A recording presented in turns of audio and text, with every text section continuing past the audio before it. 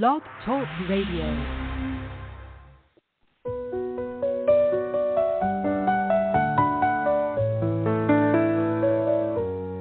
Sing to Yahowah, ancient city call, stones remember all. Hear the shepherd's song,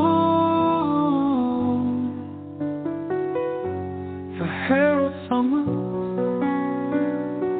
your king returns. Words written on the pages echo through the ages. Shema Yisrael, you must hear Yahowah's words so clear. In this night and in the day, echoes never fade away. David's songs forever sing. Mashiach's gift to you we bring. Lift the shofar to the sky. Yahowah is El Shaddai. Shema Yisrael, hear the sound. A message for you coming down. Daughters of Zion, lift your voice. The time has come to make your choice. Shema Yisrael, you must hear Yahowah's words so clear. In this night and in the day, echoes never fade away.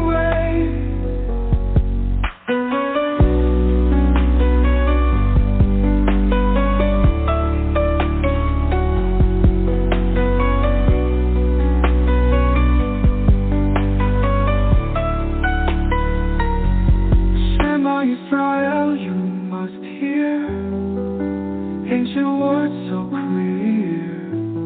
In this night and in the day, echoes never fade away.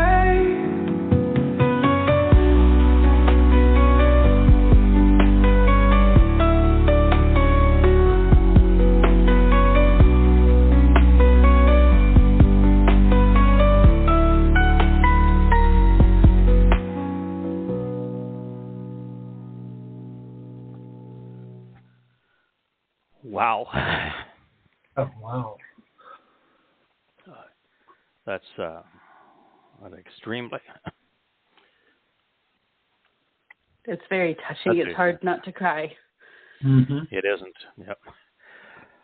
Well, that is a song that was written called the Song of the Herald. It was written by Dee, who sang the... excuse me. Who sang that song. Yep.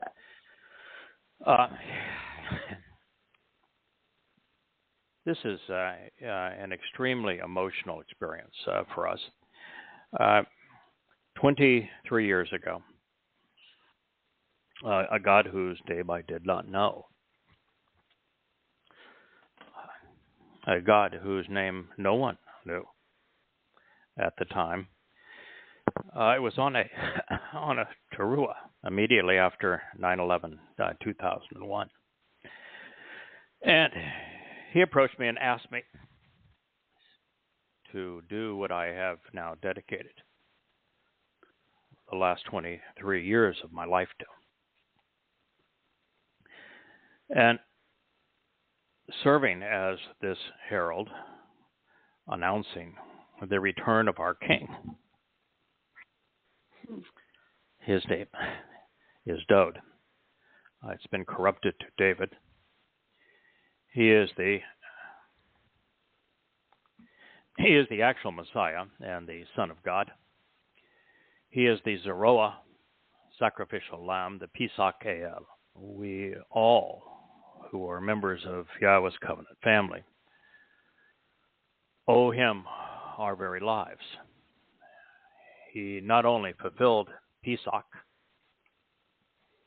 in 33 CE, which is year 4000 Yah, he fulfilled Matzah, a day that even Jews know nothing about. It's the day that his soul, after his corporeal body, his bashar, suffered torture by the Romans, who became the Roman Catholic Church over in the next ensuing centuries. After they tortured him to death, and he gave up his body as the sacrificial lamb, fulfilling Pesach, providing immortality to the covenant family. He volunteered to carry our religious and political guilt, the yeast of unyeasted bread, into Sheol, hell, where he deposited it, never to be seen again, doing so on matzah, which made us appear perfect in Yahweh's eyes. This allows Yahweh to adopt us into his family, with David being the firstborn of the firstborn children of Bekurim. And it is his life 3,000 years ago that we were initially dedicated to reporting, because Yahweh referred to Dod as his son. He said, "He is my son, I am his father." He said it on 3 different occasions. He said that of no one else.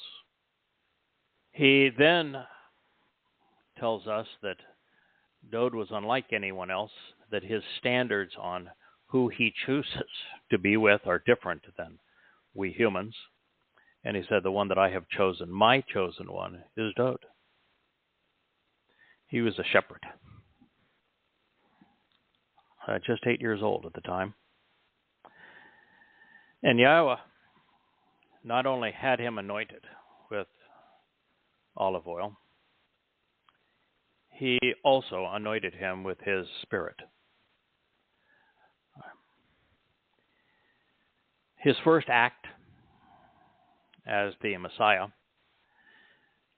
was to slay a foul-mouthed Philistine. Boy, would he have a field day today. I don't know if there's enough stones in Israel to slay all of the foul-mouthed Philistines, as there are several million of them, although they are no way, shape, or form connected culturally or from an ethnicity to the Philistines of old. They're long gone, so usurping the Palestinian name is an outright lie. There is no such thing as a Palestinian or a place called Palestine. But since they have chosen the moniker, they might as well wear it. And Dod brought down the first of them. Goliath was the first to do the Muslim prostration prayer, did a face plant right there in Israel. During this build-up to this point that we are here today as the herald of Dod, as I said, we began by recognizing that Dod was very unique. There was no one in all of human history like him. And then we began to study his Mizmor and prophecies regarding him. He is brought up more times in prophecy than anyone else. The second most prophetic references is to the voice of the herald. So we have a lot in common. What I learned as I wrote 2 books on Dod's prophecies, actually well into the 3rd and about to start the 4th, is that Dod was the ultimate prophet. No one wrote as comprehensive a prophecies or as many prophecies as did Dod between his Mizmor Psalms and the Mashal Proverbs. But he is the individual most acclaimed and acknowledged in the Torah. In the 18th chapter of Devarim, Deuteronomy, when Moshe is giving, I think, is the single most important speech ever made. Moshe explains this is the role of the Loi. You are the uniters. This is what is expected of you, so that Israel is aware of what God is offering us and what he expects in return. It goes from there to an overt condemnation of religion, that being the thing that Yahweh dislikes the most about Israel's nature, the Jewish propensity to be religious, and that God is overtly opposed to all forms of religion. From there, he speaks of the one who will be like him, but also like Yisrael. So he will be from your people. He's speaking to Yisrael. That means he will not be a Lowy, a Levite, but that he will be from the heart of Yisrael, which would be Yow'el, and that he will be very much like Moshe, and second only to Dod in terms of endearment to God is Moshe. To be like Moshe, you would have to be a prophet. There have been very few of those, and only about 20 that have left a written legacy. Moshe is the first of them that left a written record. Dod is the most prolific of them. The one that has the most sweeping panorama of prophecies, my favorite prophet, Yahowah. And when you speak of Yahowah, Isaiah, one would think that he is addressing the Babel that has become known as Jesus Christ, but there is no Jesus Christ. No such person ever existed. And the prophecies pertaining to Dod are named. They include Dod's name, including the child who is born, the son who is given, who will be a great Gabor. It's Dod. The prophecy about the Zeroah, who will become the Passover lamb, carry the guilt of God's people. It's Dod. Just as it is Dod, the person that Moshe was speaking of in the 18th chapter, which then goes on to warn Israel about false prophets and how someone could tell immediately if they were speaking for him or for someone else. And when you study presentation on the test of false prophets, you quickly realize there are a number of books that are in what's called the Old Testament that do not belong, Ezekiel being foremost among them, but there are many. And, of course, the New Testament doesn't belong at all. It's trash, as is the Quran, as are the various books the rabbis have written, particularly the Talmud. And when Jews claim that they're Torah observant, listen to them for a few minutes and you'll find that they'll quote a rabbi out of the Talmud. So we began to study what made Dod so special. And while doing that, one of the terms that was applied to him that the Torah defines as sacrificial lamb is Zeroah. And it was trying to figure out, wait a minute, if he is the Zeroah, then he fulfilled Passover. And I wasn't prepared to deal with that. But that led me, and now we're ad-libbing here on this program because we had intended to go to a prophecy that was shared by Yow'el, and we will. But this song is so moving, I think I need to explain why this song was written and what we're doing here. Please do. When I was studying why Zeroah was used in context with Dod, why Zeroah was used in context with the introduction to Yahowah, Isaiah 53, that speaks of serving as the Passover lamb. Why was Zeroah used frequently in Dod's song, the 89th Mizmor? Probably the most compelling piece of literature ever written. Right. Where he is called the Messiah, where he's called the Son of God, where he's called the Chosen One, where he's called my firstborn, where he's spoken of as he is my son, I am his father. That he is returning as brilliant as the sun. There's no one like him.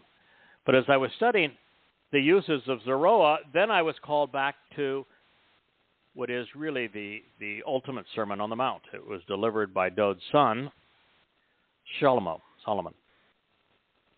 And he uses Yahowah in conjunction with a presentation that I had thought also applied to being a herald on behalf of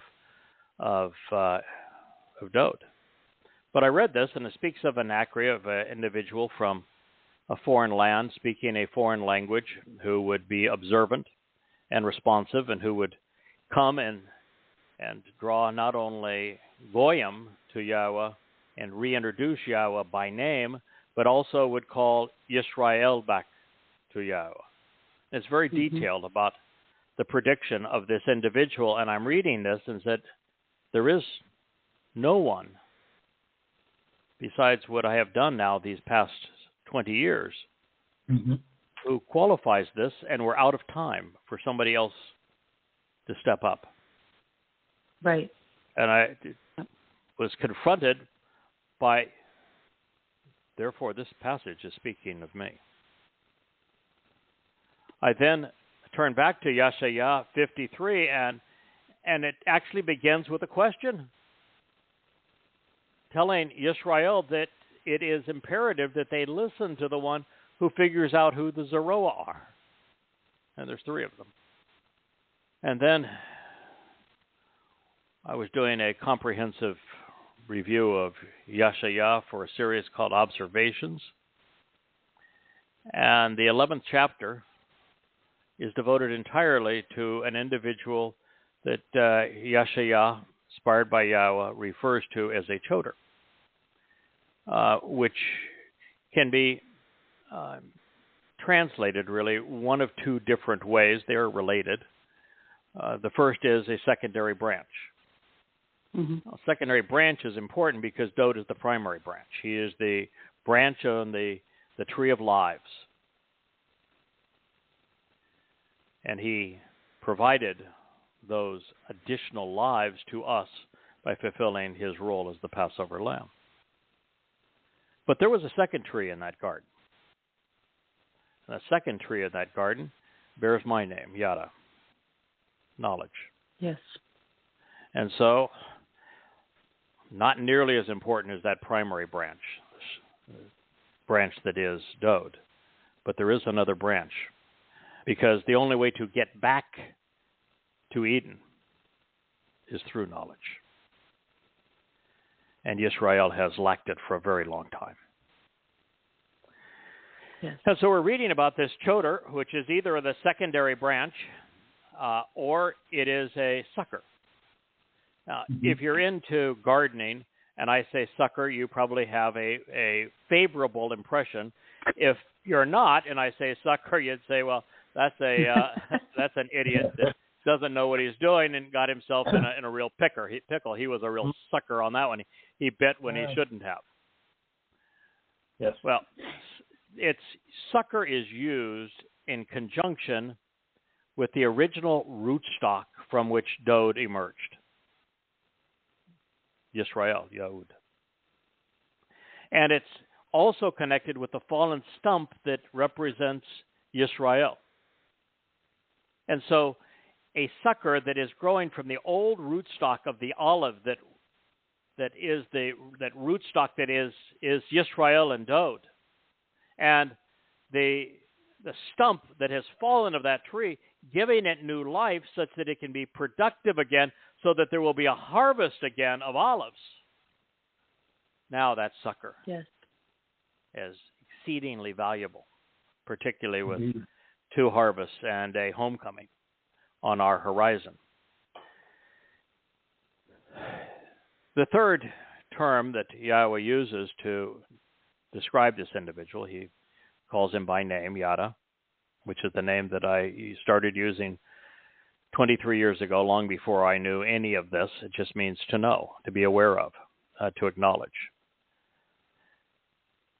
And then we found Choder, the secondary branch and sucker. Then we found Nakar, the observant foreigner, or Nakri, my observant foreigner, from the Sermon on the Mount. And then Zeroah, which can be translated a number of different ways, and they're all applied. For Dode, he is the strong ram that leads the sheep. He is a strong arm of God, but mostly he is the sacrificial lamb who fulfilled Passover. For Moshe, who's the second mighty Zeroah, he also shepherded the sheep and led them, nurtured them, protected them. But the third meaning of Zeroah is actually the one that is derived from its root, which is Zerah. Zerah in Hebrew as a noun means seeds, but Hebrew words are defined by their actionable root, which would be the verbal root of Zerah. Verbal root of Zerah means to sow seeds, such that they take root and grow when cultivated, produce a harvest. Well, that would be my role. We have the harvest of standing grain that is imminent 2 years from now on Towrah, May 22nd, 2026, as the time of Jacob's troubles commences, of Israel's troubles, the Sar, Yisrael. And the harvest after that is the Teruah harvest. That will occur just 15 days before the end, 10 days before Dode's return, a 20th day of September in 2033, which is year 6000 Yah, to a solar eclipse, is when the final olive harvest will take place between Yehudim and Yisrael, and 10 days after Dode returns, which is what we're heralding. He returns as king. He is essentially king of the universe. He is as God in our midst. He will be as brilliant as the sun. He is the returning Messiah. But he is also returning as our Savior, and so he has earned our utmost respect. So as we continue to study this remarkable man and what he had said, and I began to pay more and more attention to Hebrew moods. Hebrew is a language that has three primary ways to convey volition. Volition is free will. You can convey it in first, second, or third person. As I translated Dode's first 30 Psalms, maybe for the third or fourth time, I realized that many of the statements he was making, he was speaking to Yahowah, and he wrote them in first and second person volition. I want, you have decided. You and I agree. We are of the same mind in this regard, and what they were in agreement on was Dode serving as the Passover lamb, and of Dode fulfilling matzah leading to Bikurim. He figured it out. He was stunningly bright and figured it out just by reading the story of Abraham and Yishak on Mount Moriah, Revere Yah, in the first example of Pesach. And he figured out that he would be the lamb that the Father was providing. Wow. And he also figured out that by reading the Torah, which is really all he had available to him at the time, that Moshe, who's the greatest man who ever lived in terms of just resolute character, always doing the right thing at the right time for the right reason, never ever being selfish. And he realized that you could not be better than Moshe. But when you read the account of the Exodus, which I have no understanding whatsoever as to why religious Jews want to celebrate it, because they were horrible. Problem, yeah. And you just can't imagine people being more embittered, more repulsive, more disgusting, more unappreciative, reprehensible than the children of Yisrael when they're being escorted away from slavery by God in God's presence. It got so bad they said, we don't ever want to hear from you again. Don't ever talk to us again. We never want to see you again. We don't want to talk to you again. And that's when the going was good. That's before they really got nasty. And so Dode is looking at this and saying, Moshe, here's the guy when he was in the lap of luxury. He was Pharaoh's right arm. And he went to defend Hebrews who were being beaten by Egyptian taskmasters and risked his life to save a life, doing the thing that I don't think there's 5 people on the planet that have the character and morality to do today. Mm-hmm. They'd prefer to take video of it and post it on their social media account. Yeah. No kidding. Moshe did the right thing, and you couldn't have been in a better position to say, I don't need this. I'm on this side. I get all the benefit of what is being done here. But he did the right thing. Of course, Jews being Jews. I mean, I serve Jews, but I want to tell you, you need to change. Continuing to do what you have done is irritating God, because what you did is you told Moshe after he saved you, go away.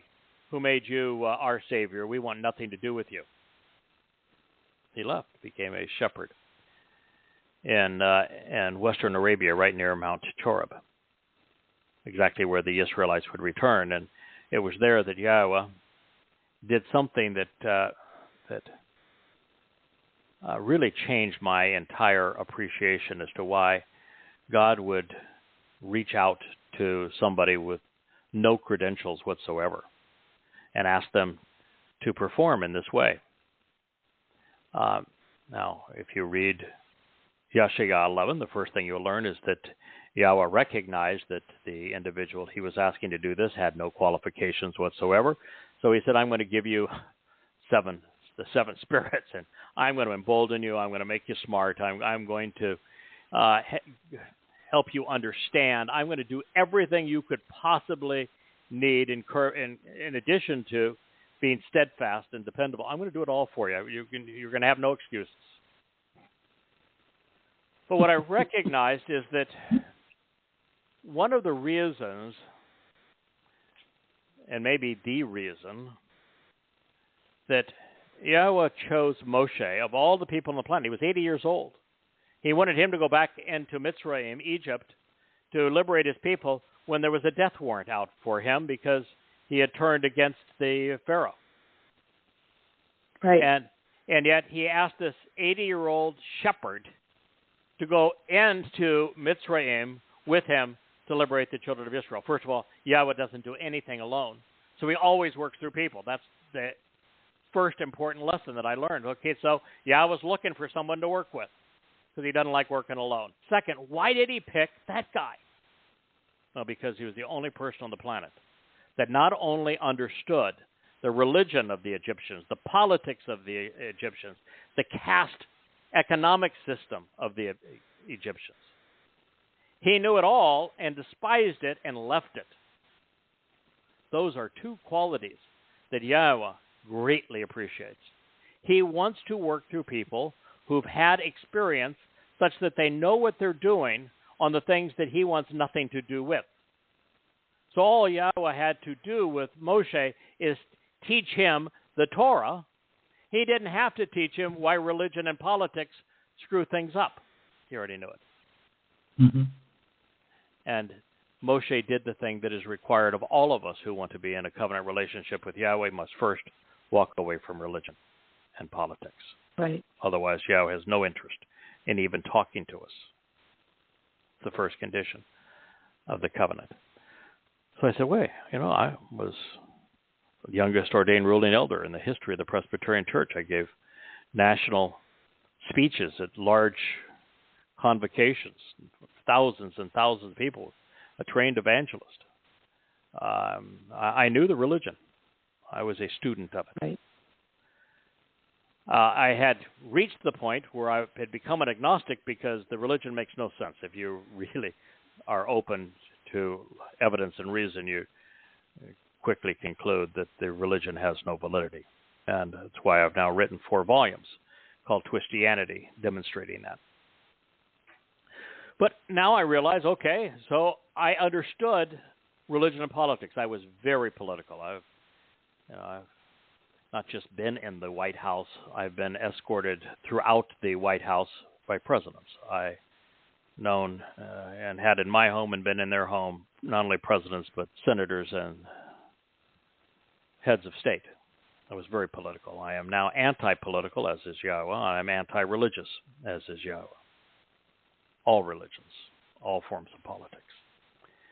But I realize now why Yahowah thought maybe this guy is serviceable. When you look at Dode, what was he? He was an outcast that had left the rest of the family, was tending sheep out in Bethlehem, and when his sheep were at risk, he tangled with lions and bears. This is a guy with courage. This is the guy who doesn't go along with the rest of the program.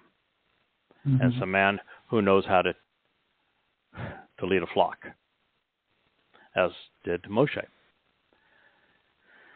And then when you listen to what Yahowah had to say through his prophets, particularly Yahshua, where he said, I couldn't find a single one of my people for over 2,000 years who would listen to me. Not one. And then you study what the prophets had to say, beginning with Moshe, about the behavior of Yisrael, and it's abysmal. Yisrael, you need to change. You can't continue to pretend that you were chosen by God and that you are his first choice and that you have this wonderful relationship with him when you won't even say his name. You don't know 1% what I know about Yahowah. And I'm a goy. Shame on you. Mm-hmm. You don't observe the Moed Mikre. You got no understanding whatsoever what the terms and conditions are of the covenant, what Yahweh was offering, what he is expecting in return. You have no idea of his timeline. You have no idea that his son, Dode, served to fulfill the first 3 Moed Mikre. You don't know when the next 2 are going to transpire. You don't even know that it's Dode who is coming back as your Messiah and King, and the exact day that he is coming back to the very minute, 6:22 p.m., as the sun sets in Jerusalem on Yom Kippurim, October 2nd, 2033, year 6,000 Yah. You don't even know what year it is. You just need to wash it all out. I mean, what was it? Trump that during the COVID epidemic was talking about. They were talking about how bleach wipes out, all of the germs on contacts. So maybe we need something like that for the inside that'll kill the virus. Maybe we need a little bleach in the brain.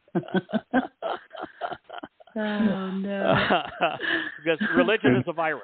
It is a deadly plague. It is the most deadly plague in the history of humankind, and the single most destructive religion to Jews isn't Islam.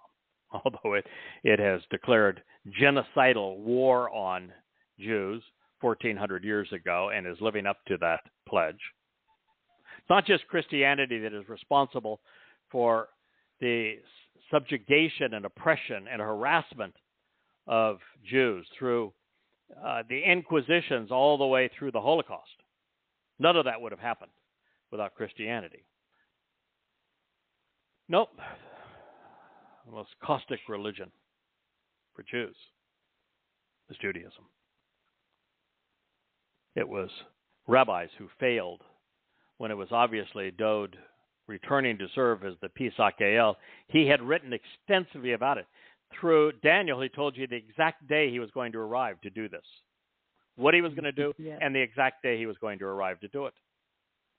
Through his 22nd Mizmor, he provided 1,000 years in advance of exactly what was going to happen on Pesach and how he was going to be crucified 500 years before crucifixion was even invented. Psalm 88, he explains how he's going to fulfill matzah. He told you what he was going to do. You read the first 30 Psalms, you realize he volunteered for this and Yahweh agreed with him. And you don't know that. How could you not know that? It's obvious. It's the single greatest discovery in human history, even though it's obvious. Right.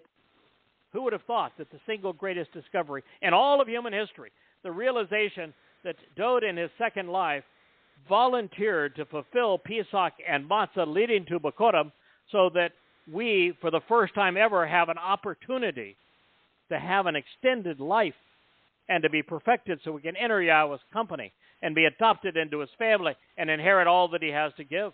And that it was Dowd who did this, that he is our Messiah. He is the Son of God. He is our shepherd. He is our king. Nothing more important. No, it's not that Jesus Christ guy. Didn't even exist. There was no Jesus Christ. Never. The fable gets its germ from what actually happened when Dowd arrived as the Messiah to fulfill Pesach and Matzah and Bikurim. And because the rabbis didn't recognize the obvious, and they foisted a false Messiah of their own, Bar Kokhba, Christianity took root and grew, particularly with Shaul Paul being the father of Christianity, himself being a rabbi, the first person actually to use that term of himself. And if that wasn't bad enough, if you didn't create that awful religion that tormented Jews for the next 2,000 years, rabbis are responsible for Islam. They sold Talmud readings to Muhammad when he ran out of material. The majority of the Quran is corrupted Talmud stories because the rabbis in Yathrib made a buck. And then when the rabbis, being rabbis, mocked Muhammad when he claimed that those stories came from Allah, and when he twisted them such that they just were laughable, well, it's true they were laughable, but if you're selling somebody something and you know he's a psychopath, you don't mock him. And the Jews mocked him. Muhammad and his pet snake, Allah, decided that genocide was the best option. And the Jews they hadn't already exiled and stolen their homes and properties to support Islam's war machine. They took all of the men and boys and cut off their heads. The young girls they enslaved and the women they raped. And those that they had exiled were now living in Kabar, and they did the same thing to them. Genocide. Exactly what Muslims are trying to pronounce worldwide from the river to the sea. Palestine will be free. It's genocide against Jews. Without rabbis, there is no Islam. Without rabbis, there is no Christianity. Without rabbis, there's no Judaism. And God's frustration with his people would not exist. He would not have to have turned to a goyim to serve as his herald. So we're looking at these terms, and I've shared with you what yada means. I've shared with you what choder means. I've shared with you what nakar means. And I've shared with you what zeroah means, all terms that Yahweh uses in this role. Second most prophecies only to Dowd himself, because someone has to serve as his herald. Why would God care about that? Why would he have, here's another one, bashar, which is the term that was translated herald in this song. Bashar means a human spokesperson that not only sounds the alarm, but shares the good news. Why would God care? Why would he do that? Well, first, what he has shown through Dowd, fulfilling Pesach, Matzah, and Bikurim, through Dowd defending his people, through Dowd establishing the city of Jerusalem, from Moshe not only delivering the Torah, but of leading his people out of harm's way. Yahweh chooses to work through people, so he was going to find somebody to work through. He works through humans, so it's going to be a bashar. That's just who he is. That's the way he likes to operate. And it is what Jews required. because when the children of Israel told Yahowah, we don't ever want to hear from you again, God said, I agree with that. That just works out. That works out great for me because you guys are miserable to be around. Didn't say it that way, but that's what he's thinking, and you can know it for certain if you read the circumstances about this. He says, Right. I rather like being in Moshe's company. I'll tell my story through Moshe, and he can then report it to you. And he did the same thing all the way through. Look at when Israel was at absolute worst under Ahab and Jezebel. Mm-hmm. And Yahweh had a single voice, Eliah. Mm-hmm. And he said, go after them. Go after the prophets of Baal, the Lord, and Asherah, the queen of heaven and mother of God. Go after them. We're going to have fun with them. Be sarcastic. And then we're going to condemn them. God always works through people, so he needed a spokesperson. He likes people who are sarcastic. He likes people who obviously... You found the right crowd. Yeah. He likes people who are very passionate, who are dedicated, who are bold, who are courageous. Mm-hmm. He prefers to work with smarter people rather than dumber people. I want to tell you that when you read what Moshe says in Devarim, he is brilliant, the connections he makes and his word choices. When you read Dod's Psalms, you realize that was the most brilliant man who ever lived. Mm-hmm. God likes to work with people whose processors process information reasonably quickly and know how to make the connections that Dod did, for example, to understand why it was appropriate for him to volunteer to be the Passover lamb. As I shared with you, he studied Moshe, and if they're not going to respect Moshe, how are they going to respect him? Because Dod was a fully flawed individual. He was the best of the best at times and the worst and worst at other times. He was a flawed individual. And yet Yahweh saw him as perfect because of his great devotion to his people and to his relationship with Yahweh. And so Dod realized, with this whole Absalom rebellion issue, what I did was embarrassing. If Moshe can't lead these people, how in the heck am I going to lead them for all eternity? And I think that's when the light went off and said, what if I am literally their Savior? If I offer my soul to carry all of their guilt away, if I offer my physical body to serve as the Pesach El to prolong their lives, if I show them the way home through firstborn children, Bekurim, I make that all possible. There won't be anyone in eternity that will be there apart from those who benefited from what I'm doing. 3 days, 2 of which horrible beyond imagination, for an eternity of appreciation. Was an easy call. He made it. Mm-hmm.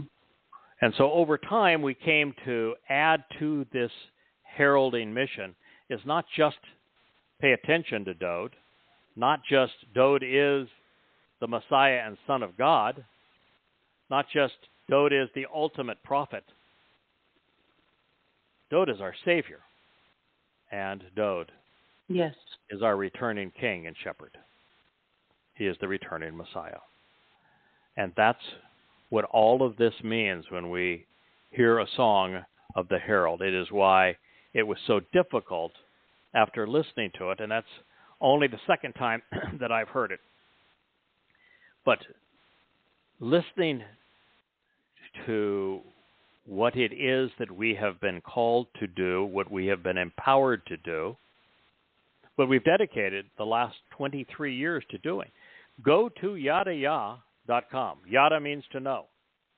Yah is a shortened familiar form of Yahweh. Yahweh is God's name. You can go to Yahowah.com too. So it takes you to the same place. Yahowah.com, Yahowah.com. You'll find 33 books, I think, currently on the shelf. They're all free.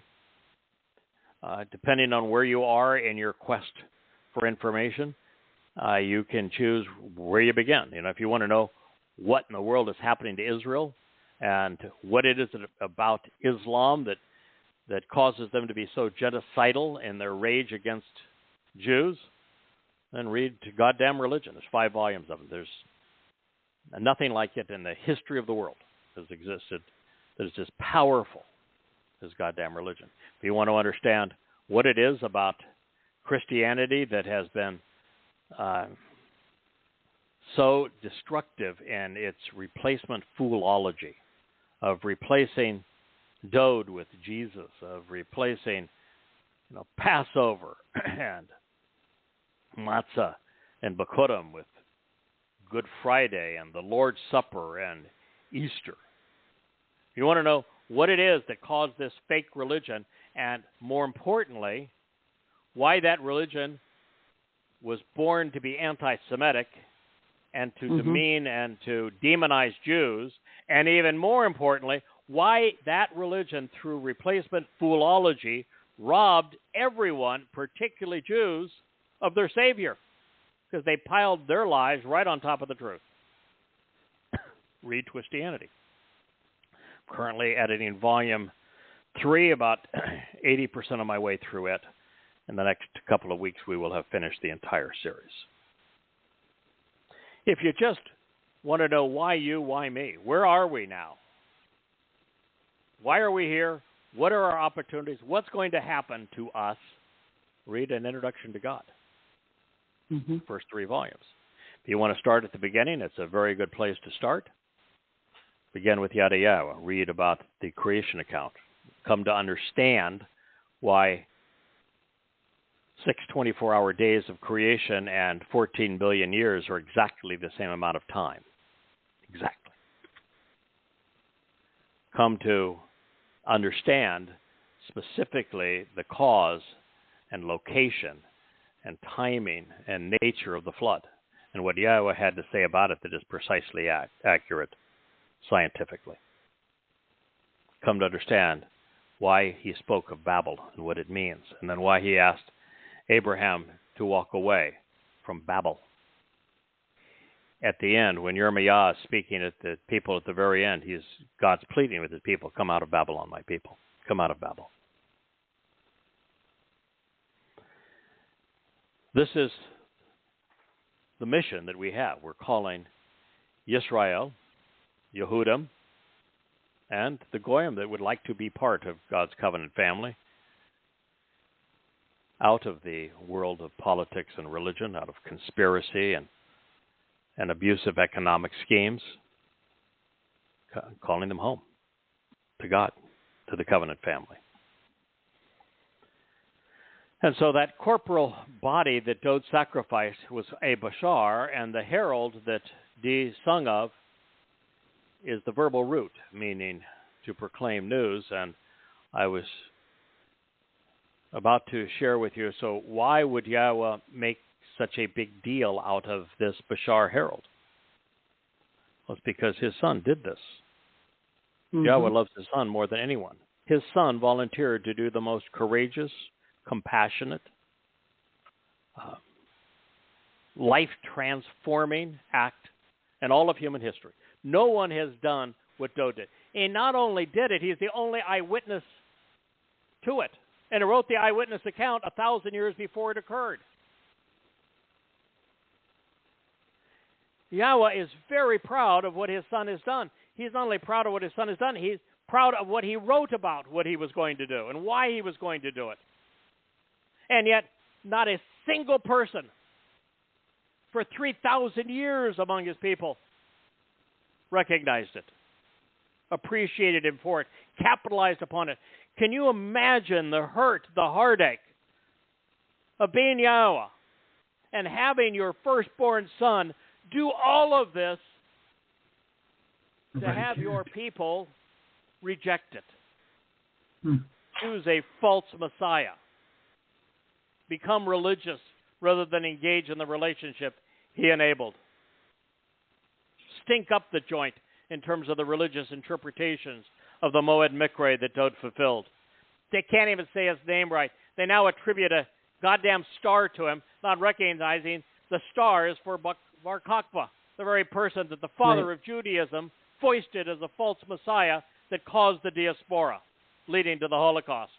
How stupid do you have to be, Israel, to accept Judaism when the founder of the religion foisted a false Messiah that led directly to the diaspora and the Holocaust. And instead, you turn down the opportunity to be part of Yahweh's family. He won't even say his name, based upon the great sacrifice that his firstborn son, Dod, the greatest of all humans, and most certainly the greatest of all Yehud, made when he told you precisely what he was going to do. So Yahweh, looking at his son's great sacrifice and contribution, and he's now only 9 years away from his return.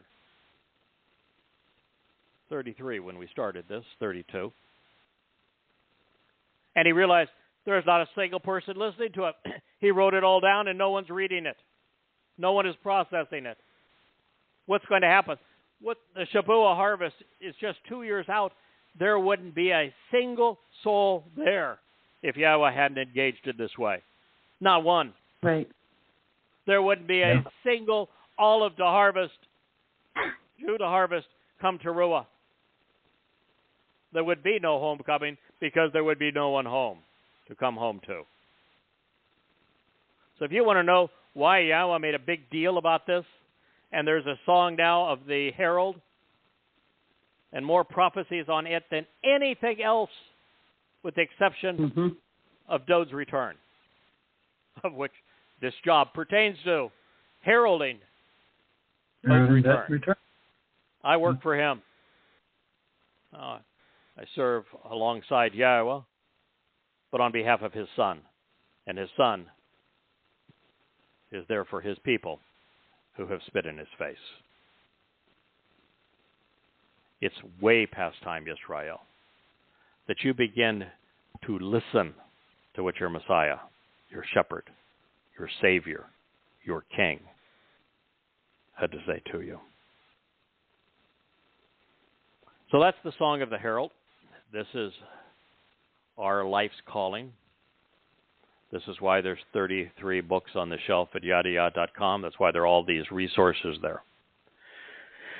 Now, before we get into Yow'el, we do have an announcement. For many of you who are listening, and will listen to the archive of this program, you know that there is now a Yahowah YouTube channel. In fact, there's a variety of channels that are linked from social media, and that we are presenting videos that have the audio from these programs with the text, supported by text, and some of them also supported by pictures and video.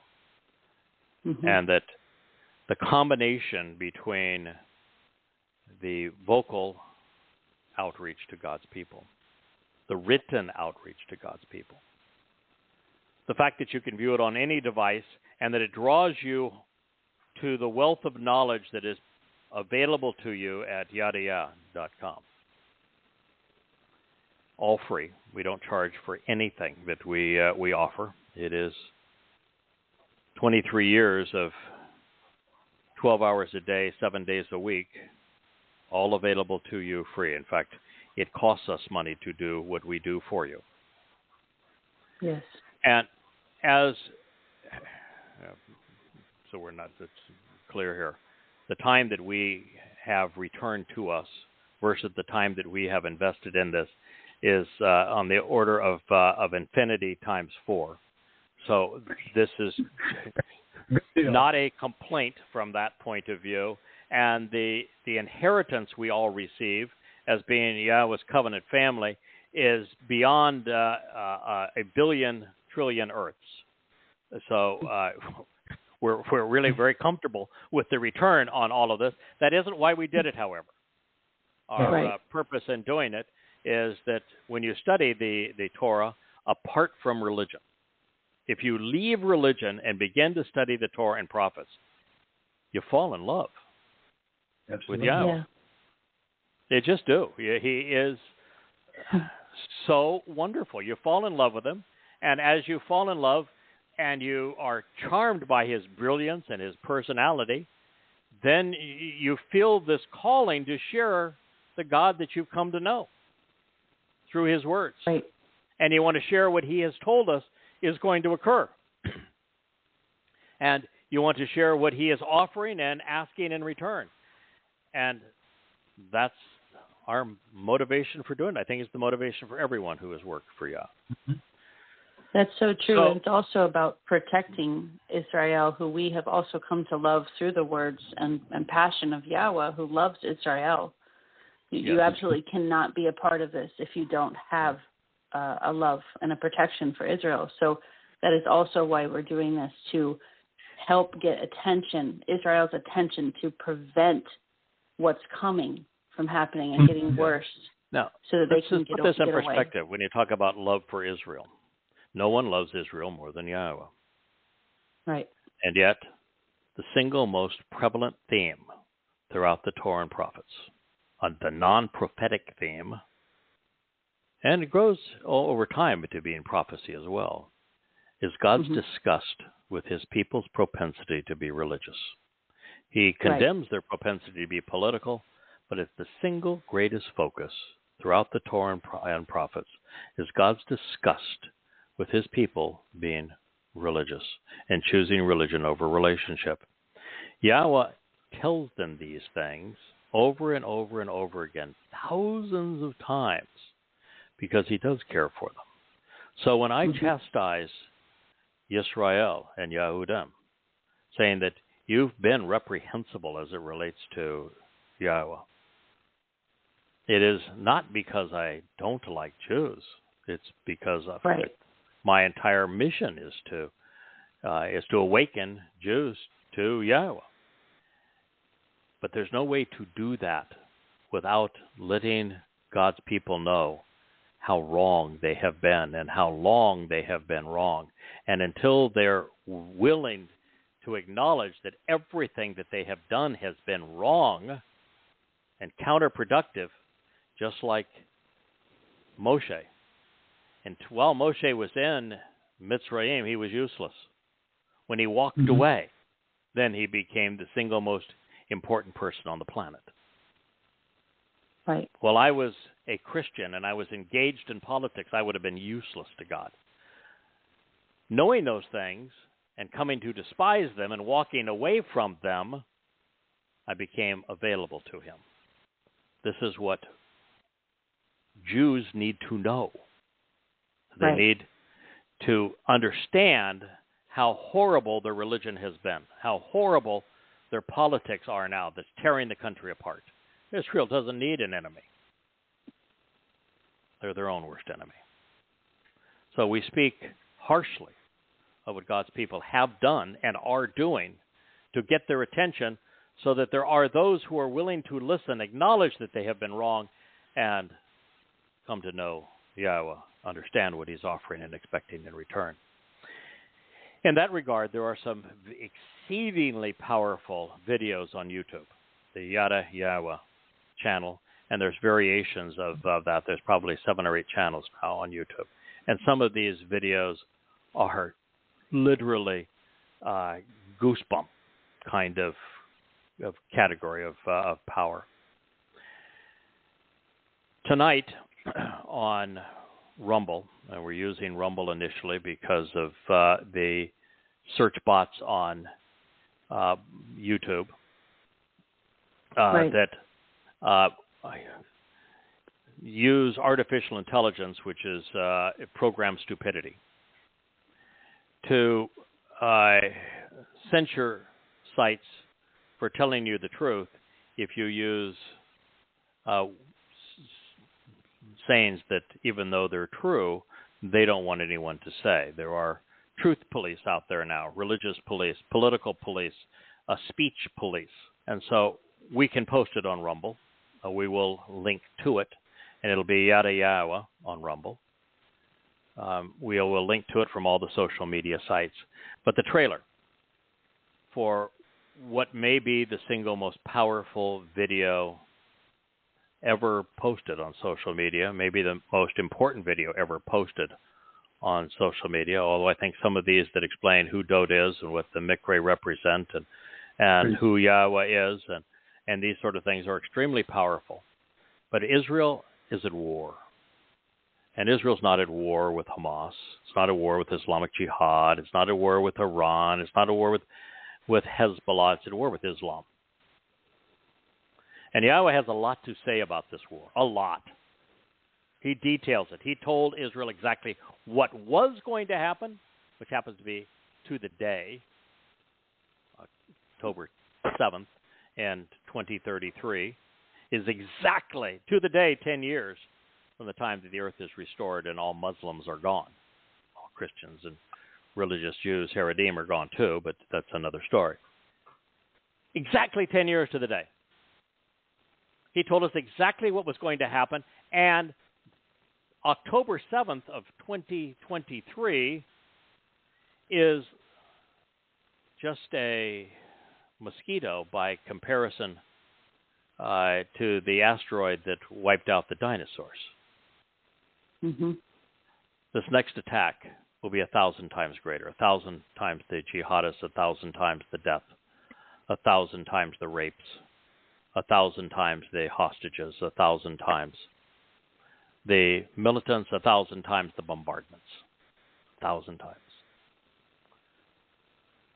And that's going to occur not long after Israel is forced to doing what anybody with half a brain recognizes Israel cannot do and survive, which is to offer a terrorist state of Islam to those who wish to kill them.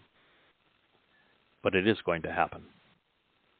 And when it happens, Israel will be so vulnerable that it'll be like the Neville Chamberlain moment, and Israel will face what will be its final solution if it weren't for God's intervention at the very end. But by that time, 2 out of every 3 Jews will die, and probably 90% of the rest of the human population. So it's going to be a very tough period out there. So, long story, probably longer still. My wife and Dee, my wife, I think, contributed a lot to it, but Dee has been the driver on this particular video. And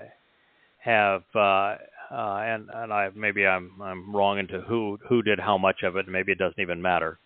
It doesn't matter. She was very helpful, and yeah. The trailer for this video will be posted on Rumble this evening, and that sometime tomorrow, the full trailer. It is the most eye-opening video that you can even imagine in terms of what happened on October 7th, how horrible it is for progressives and for Muslims to be celebrating it, how horrible it is for the United States and Israel and Western Europe to be demanding Israel do this, that, and the other to protect civilians. There are no civilians in this conflict, except on the Jewish side, but there's none on the Islamic side. Showing them for who they are, what they did, and the implications going forward, because a far worse terrorist attack is coming. And the only way you can save yourself from it is to be part of the covenant family, which is why Yada Yah was there. But we're also going to tell you what's coming. I did a full year in advance of October 7th, 2023, explained what was going to happen, the magnitude of it, exactly how it would play out. And now I'm telling you, because the prophets have told us, that within 3 years, there will be the second phase of this at 1,000 times. So that is where we are, and that's video, very graphic. It does what I begged Israel to do. I said, you need to show the world how horrific Islam is. What they did, what they celebrate, what they believe, what the Quran says, how they act, so that when people rise up in the cities and they shout freedom for Palestine, you have an understanding that there is no such thing as Palestine, and that they are Muslims, and Islam is a death cult, and that you ignore it or pacify it at your peril, and that Israel is in a battle for its very life. And if there is no Israel, we're going to find a Holocaust times 2. If there is no Israel to be a safer haven, no place to go to, which is what happened in the 1920s and 1930s and early 1940s, then it will be the Holocaust part 2.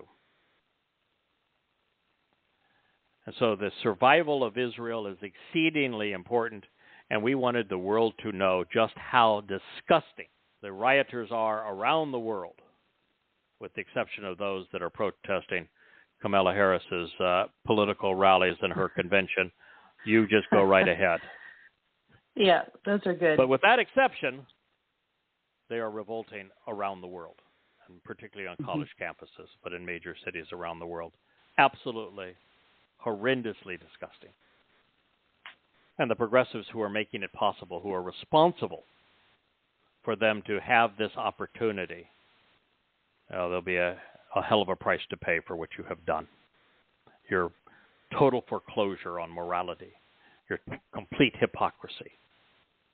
And we want everyone to be held accountable, including the college professors and chancellors and presidents who have sanctioned these kinds of things. And the liberal, progressive politicians who allow them a voice. It is illegal to make such statements, and yet they do. And no one seems to care. And the world just cowers. You know, I've had thousands and thousands of death threats for having written Prophet of Doom, and now Goddamn Religion in 5 volumes is 100 times more powerful. Sometimes we just need to stand up. We need to be accountable, need to do the right thing for the right reason, and that is what this video does. And the trailer will be on Rumble tonight. The reason for Rumble is that they don't have the search bots trying to figure out everything that they can shortchange. And in this regard, the world has decided to have a vendetta against Elon Musk. And Europe is calling for his head. There are Americans that are calling for his head. Progressives worldwide and the leftist media are calling for his head. Elon Musk, well, he does not know Yahowah. He's not part of the covenant family. For a non-covenant member, he is the single most important person on the planet today. Clearly, the most brilliant. But he did something that I can't even imagine a person doing.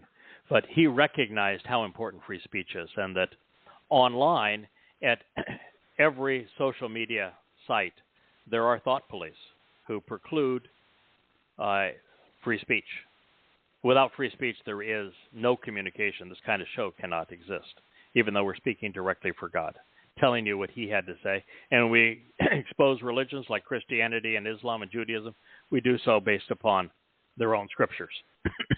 You cannot prove anything we've said is wrong. Everything we've said is easily verifiable.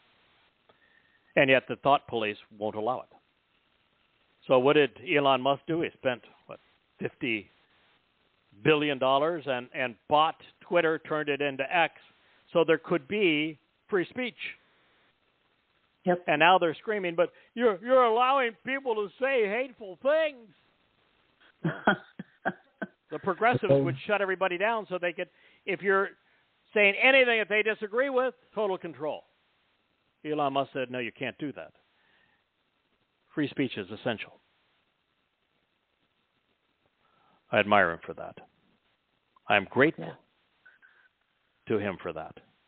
Had he not done so, our world would deteriorate much more rapidly, and it'd be much more difficult for us to get this message out. Right. So, what is the trailer called, Dee? Terror is Coming. And it was chosen the by trailer of it will be on Yahowah, YADAYAHOWAH.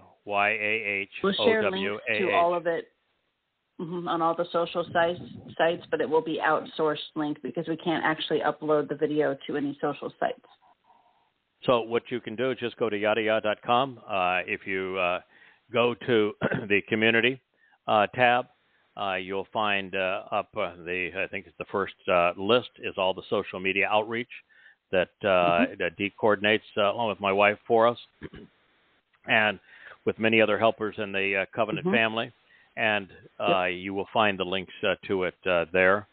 But be prepared. It is shocking. It is what I not told for Israel, children.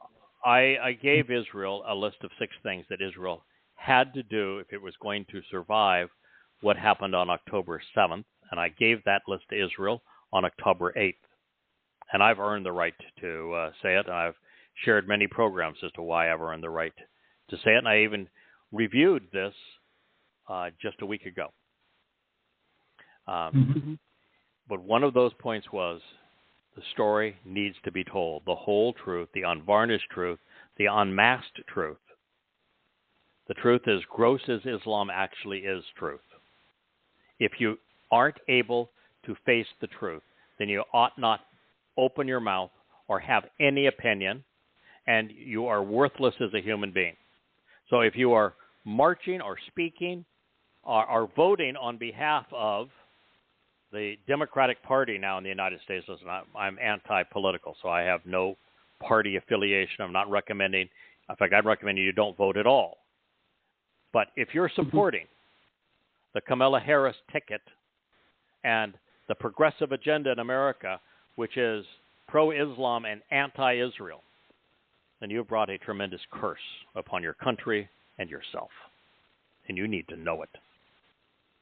If you're a right-wing wacko and you're a conspiratorialist that wants to have your conspiracy of the protocols of the elders of Zion, want to blame Jews for everything, then I'm here to tell you, you have brought a tremendous curse upon yourself. Yes. It is interesting, by the way, they all quote the synagogue of Satan that is in the Revelation presentation, and the synagogue of Satan is the synagogue that Paul spoke to.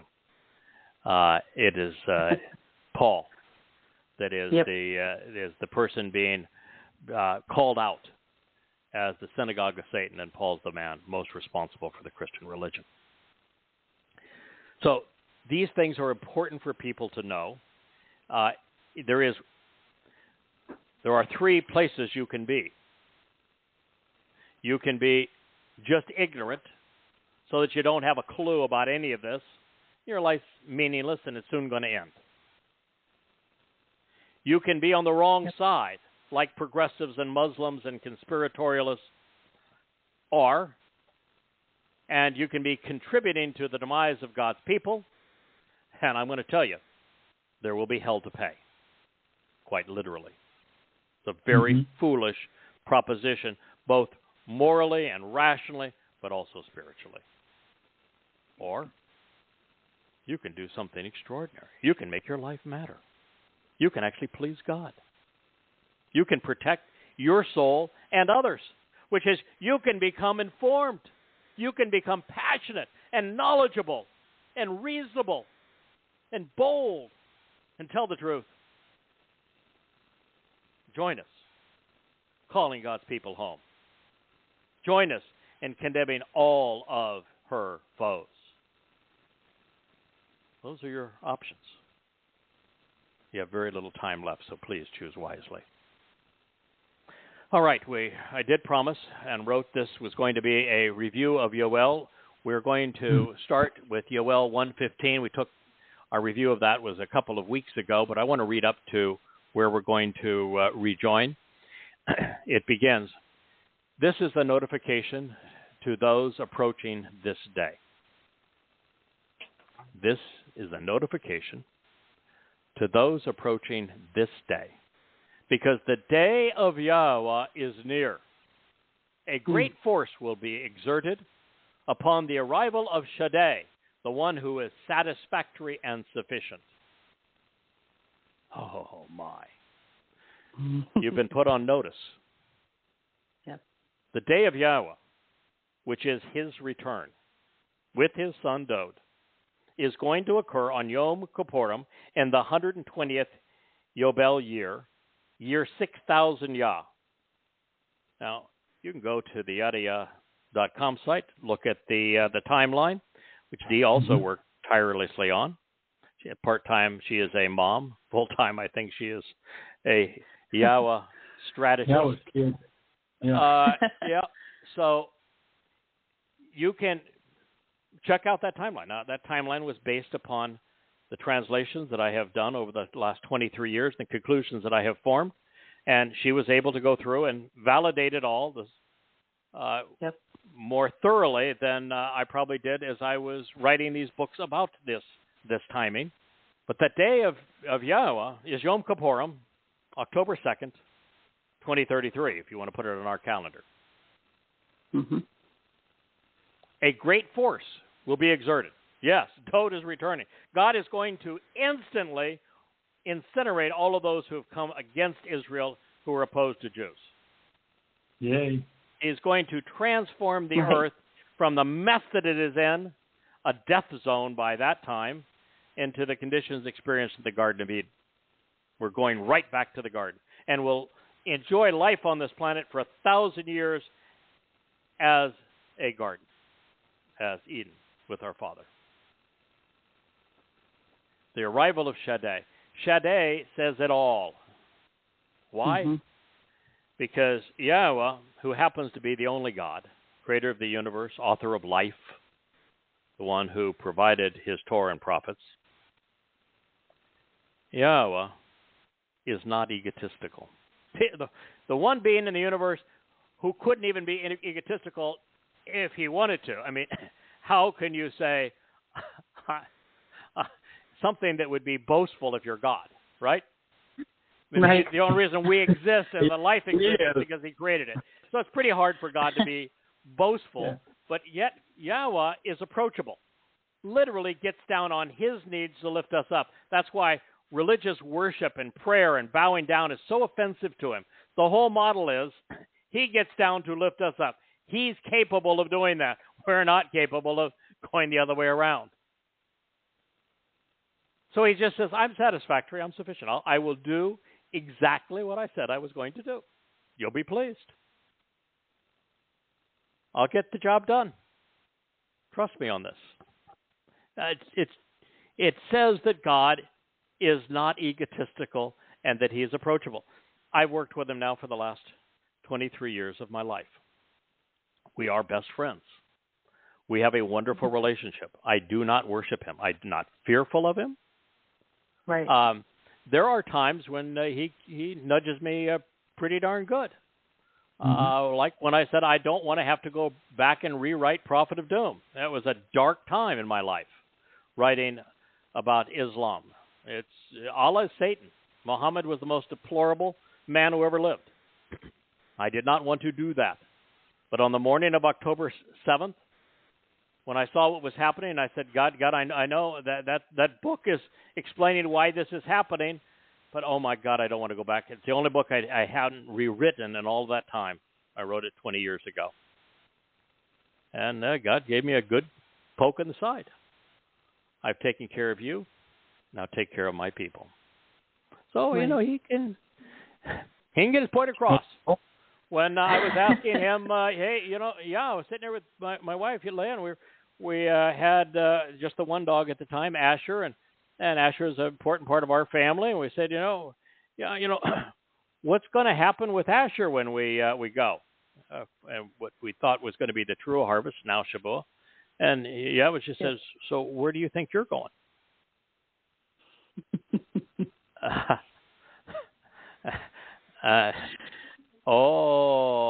I get it now. There's two witnesses, and one of the two witnesses wasn't named. I get it. Sorry for being so slow on the take up.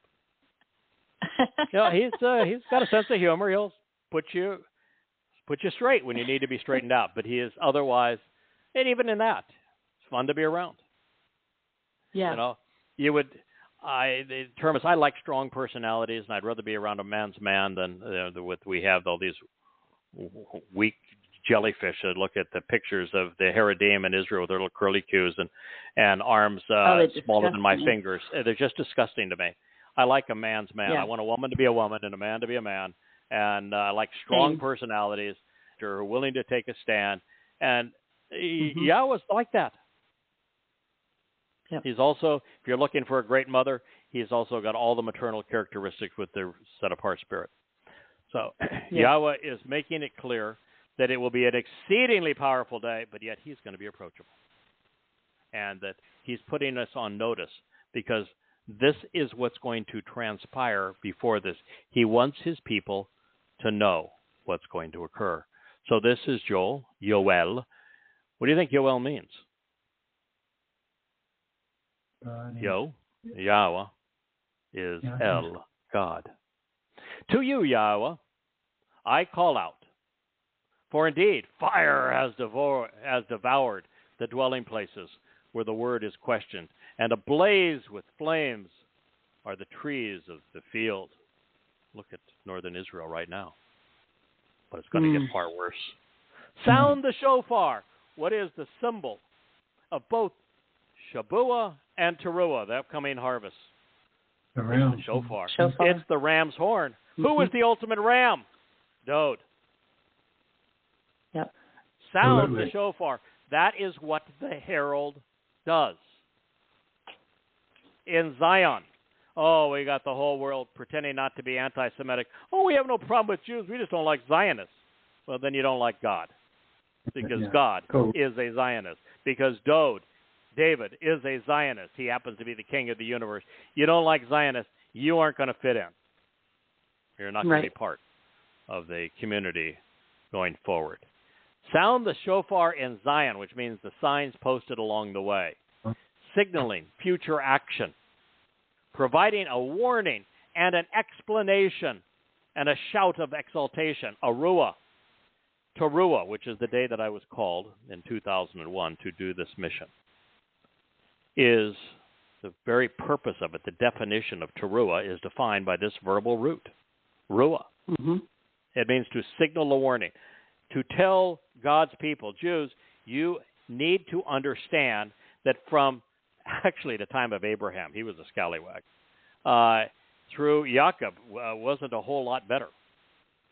And then immediately the brothers go off and sell another brother into slavery, and they become even more reprehensible in Mitzrayim, and on the Exodus, they're the worst of the worst. And you need to understand that you need to be warned that a continuation of this behavior is insane. And look what it's brought you. And then at the same time, signal that there is a wonderful opportunity awaiting those who make the right decision, who come to know what Yahweh is offering and asking in return, which starts with knowing his name, which was, of course, the third word in this particular statement.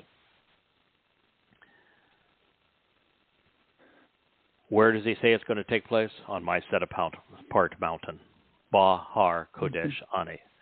That's Moriah. So sound the shofar in Zion. It's the ridgeline along the Moriah from Dode's home to Yahweh's home, along the signs posted along the way, which is the very story that we're telling you now, signaling future action, providing a warning and explanation, and a shout of exaltation on my set-apart mountain. Be roused to anger, all of you who live in the land, because the day of Yahweh's return is near. Oh, there certainly can't be a Jesus, can they, if Yahweh's returning? That's right. There's no Allah if Yahweh's returning. What in the world are you thinking about, Israel? Yahweh's returning, and you don't even know his name. You won't say his name. You need to know that name and understand that name if you're going to be part of that group that he's going to return to. What did he say? He said something that I wrote in the first sentence of the 5 books that I wrote called Observation, which is hate is a virtue. Today we're told that hate is the bad thing and that love is the good thing. No, you can't love until you learn to hate.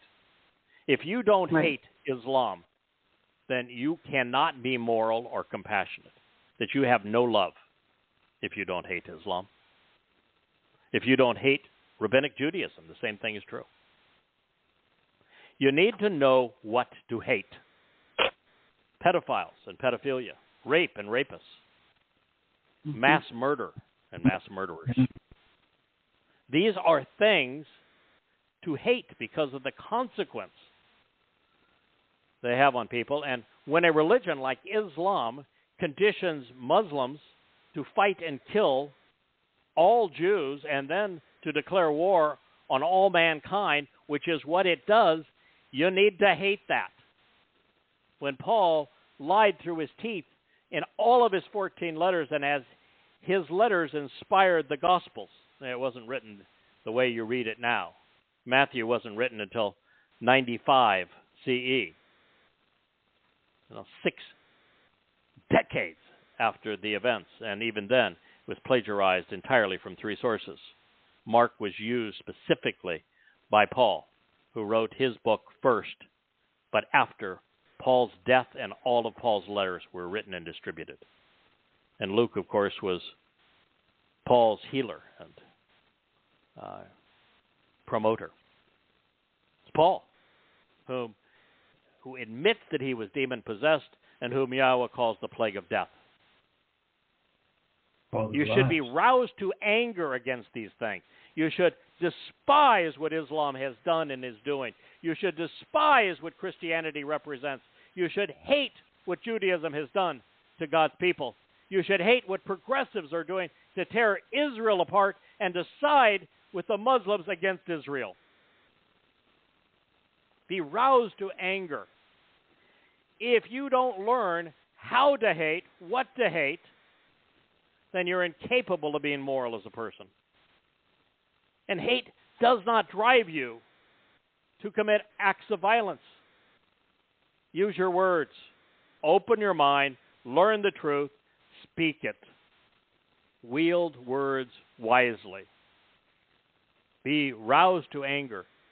Some of you? No. Kol. What does kol mean? All. All is all means. Be roused to anger. All of you. And then Eretz can be translated as land or earth. Yashab means those who are presently inhabiting the earth and the land. Because the day of Yahweh's return, Bo, is near. It is. It's only 9 years away. But so much is going to happen between now and then. This is our last opportunity to make a difference.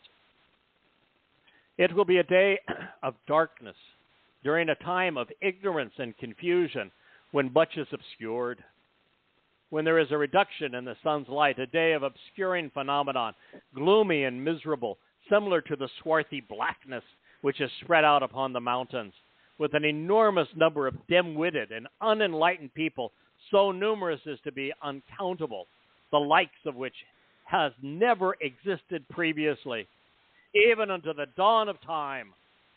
And after this, it will never occur again throughout the years, generation to generation. Wow. Yow'el 2:2 says it all. We are right now in this time of utter darkness, of complete ignorance, of confusion, when the truth is obscured between progressives having control over education and indoctrinating an entire generation so they can no longer think.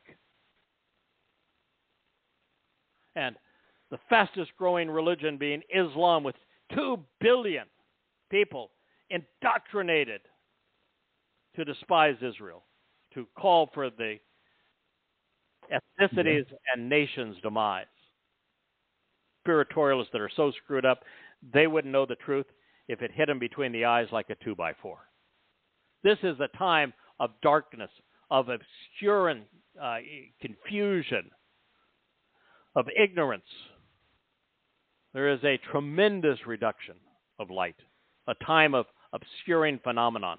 Well, most of which you see today, whether it's on the news where most of what they're saying is wrong, or social media, excuse me, Dee, but it's just true. So much of it is dark, spread out upon the mountains. Now, when Yahowah then goes from, this is an umbrella survey, summary, world vision of what he is witnessing, the prophet is witnessing as he looks at the earth today. But then he's getting very specific. That spread out upon the mountains, there'll be an enormous number of dim-witted and unenlightened people, so numerous as to be uncountable.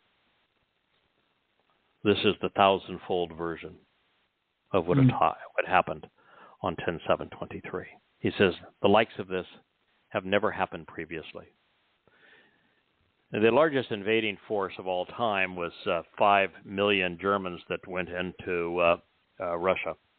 Russia, yeah. But they did not go in at one time. The largest one-time invading force, and this is a one-time invasion. That's why Iran hasn't attacked Israel to any degree, even after promising to punish them, is because they want to keep most of their ammunition and their troops free, and they want Israel to relax a little and pull back from their borders. And they're hoping for the establishment of the fake Palestinian state that they can use as this dagger in the heart of Israel, so that it's all at once and for all time. That's what we're talking about. So numerous they cannot even be counted, the likes of which has never existed at any time like this. And then God is saying it'll never occur again. Well, part of the reason it'll never occur again is he's returning with Dowd to eliminate all of those who have come against Israel. They'll be sent off to Sheol, and those who are the dunderheads will have an opportunity probably to go into the millennial Shabat as servants of the covenant members, but likely have no life beyond that, because you will have to have chosen to be part of God's covenant family to be considered an heir going forward. Then it says, as they approach, fire will consume them. So Yahowah is going to incinerate those who come against Israel in the final battle. And behind them, a flame blazes as the land and earth come to resemble Gan Eden, the garden of joy before them. I came to this conclusion probably 20 years ago, that when you look at the story of what occurred in the Garden of Eden, and then as Yahowah tells his whole story throughout time over the 7 epochs of human existence, that it's apparent that the Shabbat is mirrored off of this, that the 7 Moed Mikre with Sukkah camping out all lead to this, that Yahowah loved the Eden experience where there was no religion, there's no politics, there's no dishonesty, there's just a loving family-like relationship where we celebrate life and do things together. That's what Yahowah is taking us back to. That's what he's restoring the conditions on this planet to. And the best way to get rid of the rubbish is to incinerate it, which is what Yahowah is doing. So behind them is a desolate and unpopulated wasteland, clothed in the horror of what these Muslims and progressives are bringing against Israel. And in addition, there is no escape or deliverance for them. It's too late for that. But for the rest of us, there's camping out with Yahowah in Eden-like conditions. There will be what could be compared to the appearance of swift-flying armaments and war transports. This phenomenon could be perceived as being similar to armored personnel carriers and a mobile cavalry, especially pertaining to the way they run and are driven in pursuit of their foes.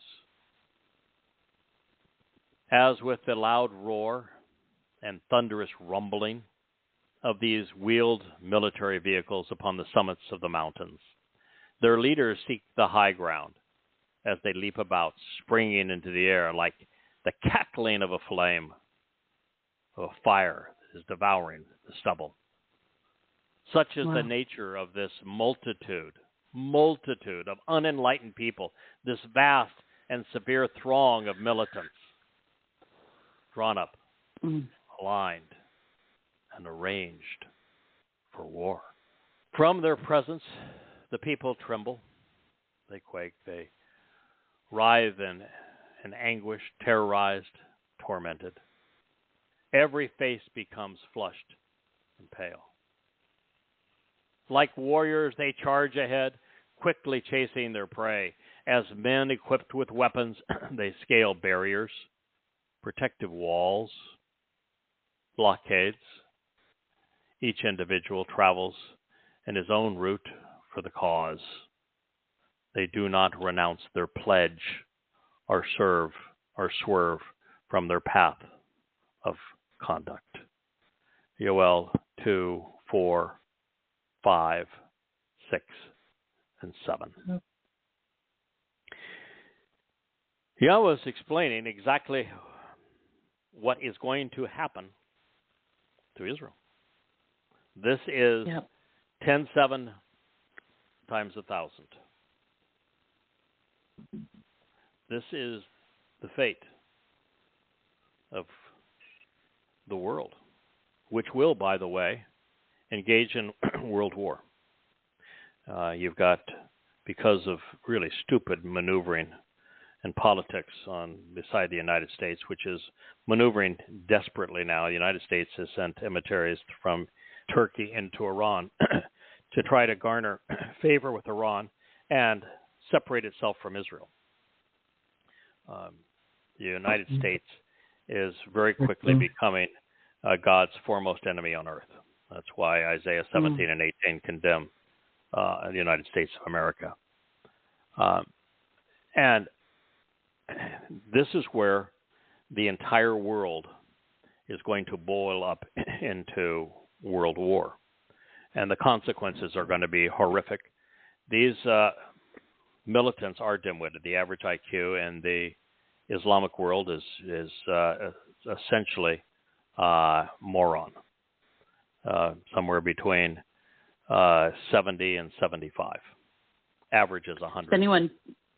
If anyone wants to see evidence of that, just watch some of the IDF interrogations on these hostiles that they brought in for questioning, and they are just utter morons. Yep. And I say this too. The last time that an IQ test was taken in Gaza, it was done by the British using the most sophisticated standards, and the average IQ was 60. They used to have a word for it. It was retarded. Now the replacement would be developmentally disabled, but they're not developmentally anything. They are just stupid savages. They become monsters. They're vipers. Walking around with weapons, they attack without relenting. They rush into the city and towns, and from within the walls and barriers, running into the houses, like climbing through the windows, entering like thieves.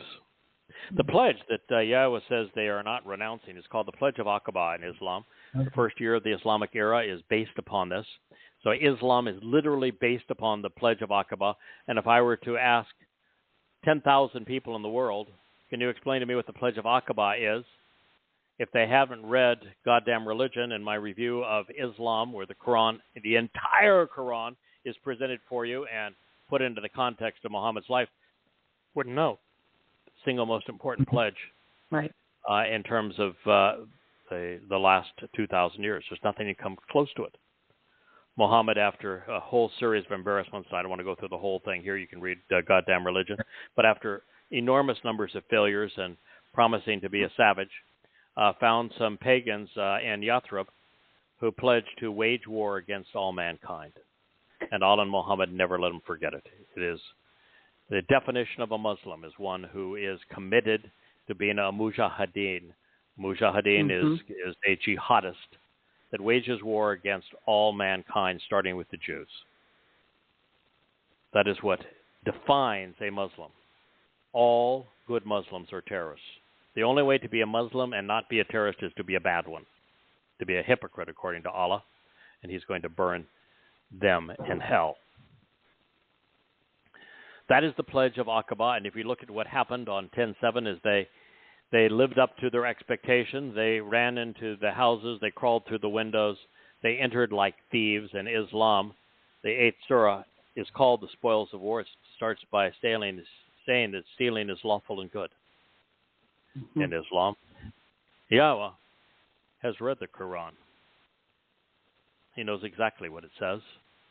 And this was written by someone who understands precisely what Islam has created. And be aware that in Islam, Allah is Satan. The earth will quake before them, the heavens will be shaken, the sun and moon will grow dark, and the skies lose their brightness and will be taken away.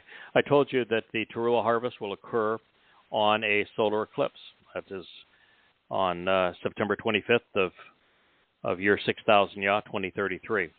The Sukkah celebration, as we transition from a plagued earth with religion and politics and war to these Garden of Eden conditions, commences with a lunar eclipse. It's one of the very few years where there is a solar eclipse and a winter eclipse, not only in the same year, but also both fall on the Moed Mikre, one on Teruah, the other on Sukkah. Oh. It is also in this year that Pesach and Matzah will be a lunar eclipse, and the first of Abib in year 6000 Yah will be a solar eclipse. There are plenty of signs, but the most important signs are in Yahweh's prophetic testimony. So he has warned you. That's what's going to happen, Israel. You can be naive if you wish to. You can pretend that the IDF is going to protect you. And I one of the things I kept on saying to Israel right after October 7th, and will remind them time and time again, well, the citizens' army of the IDF is the most noble, heroic, and virtuous and courageous in the world. Their leaders are not. Their leaders do not deserve the quality of that military. Yeah. And on October 7th of 2023, the IDF failed miserably, completely and totally. And it was the only bastion of hope that the Israelites could rely on, because their politicians are hopeless and the rabbis are worse. Yahowah will offer appointing, enabling, and putting in place. What the song that we led into this program exclaimed, his voice. For the reappearance and presence of his especially worthy individual and empowered and capable man of exemplary character, who is especially forceful and bold. We did this program before. It is very difficult to speak of these things, but yet it's important to Yahowah. It's important for his people to know that he has said this about the voice that is speaking on behalf of his people. Remember, his people said, I never want to hear your voice again. God said, I understand. I'll honor that request. And so here we are. Like it or not, I am that voice. Yahowah will offer appointing and enabling, putting in place his voice. You're hearing it here. This is your last opportunity to come clean, to walk away from religion and politics, to embrace Yahowah by name, to accept the conditions of the covenant, to attend the Moed Mikre as they were designed, to be part of his covenant family. Now, Yahowah is a proud father.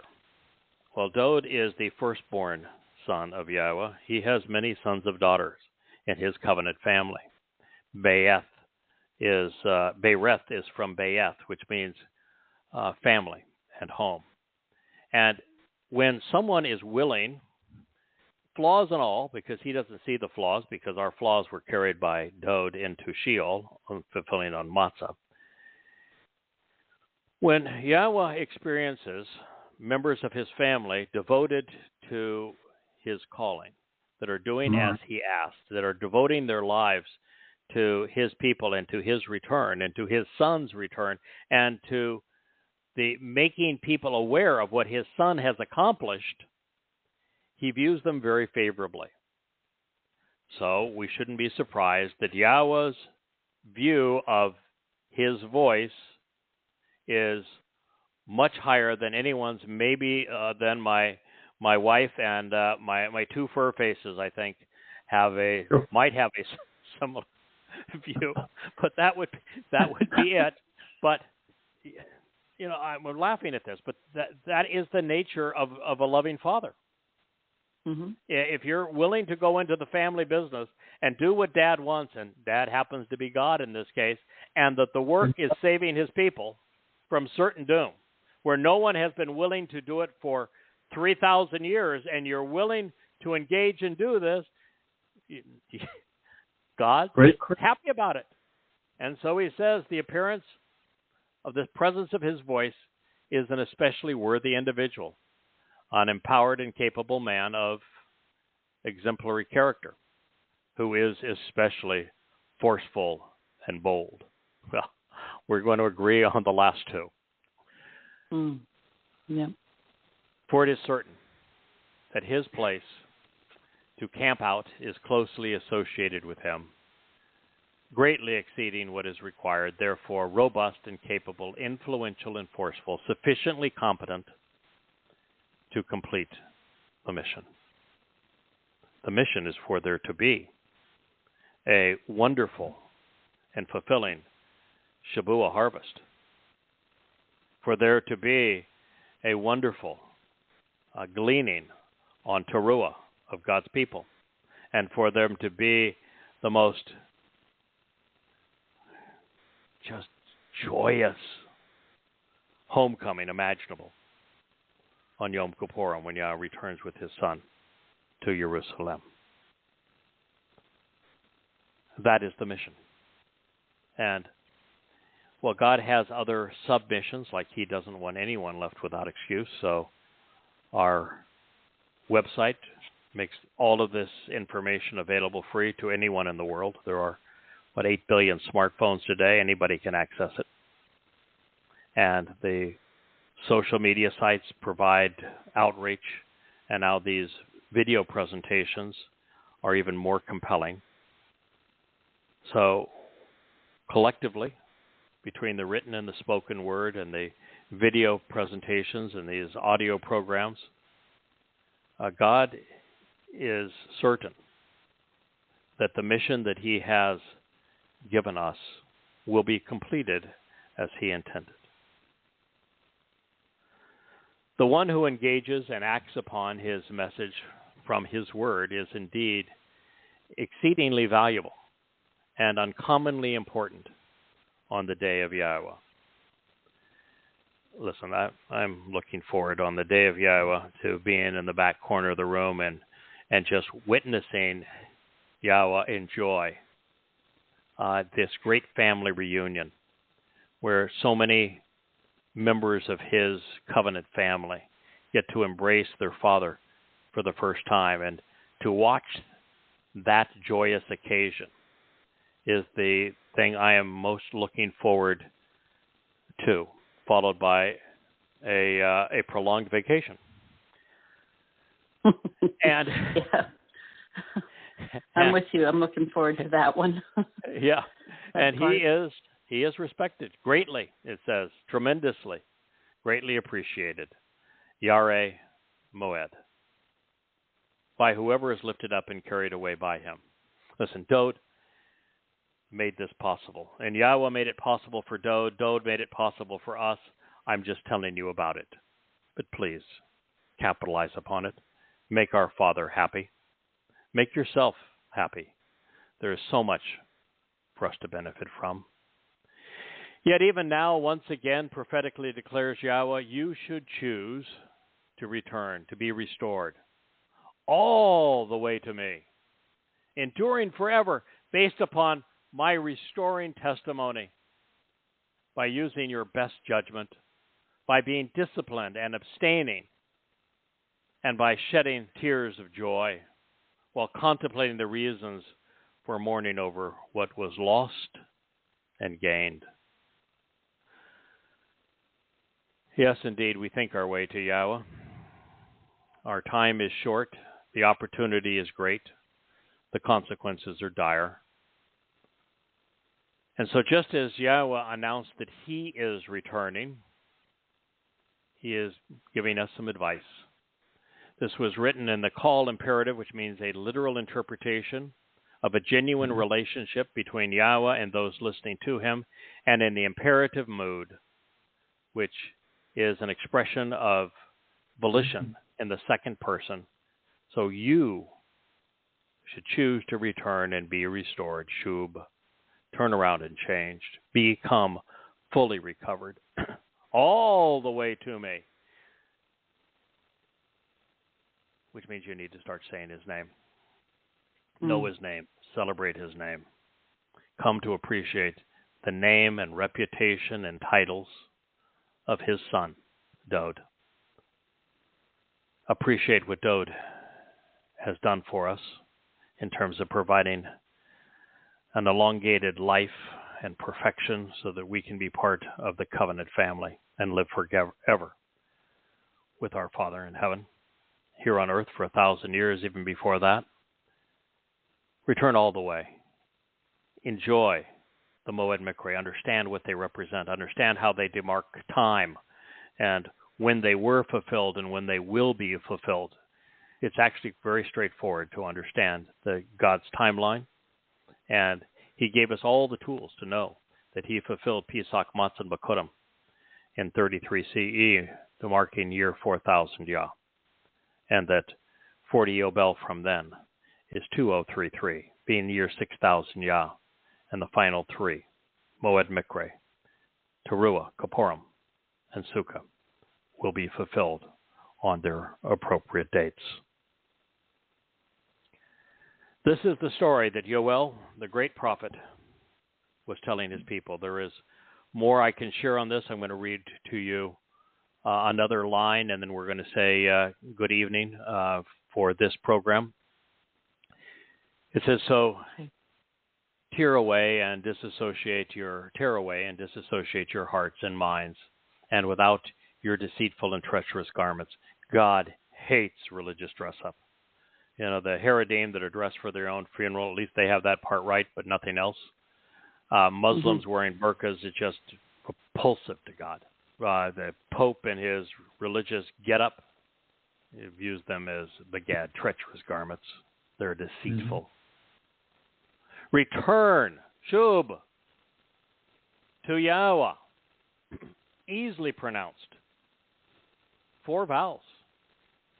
Yahowah, your God. For indeed, he is compassionate. He's merciful. He's long-suffering and patient and slow to anger, abounding in steadfast and loyal love. He is the perfect Father. And the set-apart Spirit is the perfect Mother. And they will provide reassurance and encouragement during this malevolent and miserable ordeal. Yow'el 2:13. There is a safe harbor in this storm. It's Yahweh. And he is doing everything short of begging us to come home. And he will do everything except compromise who he is. He's made the path available.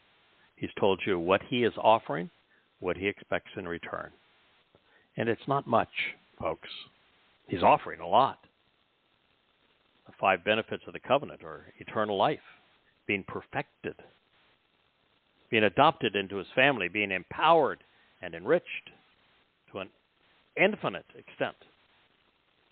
And the 5 conditions, the 5 things he's asking for, are all to our advantage.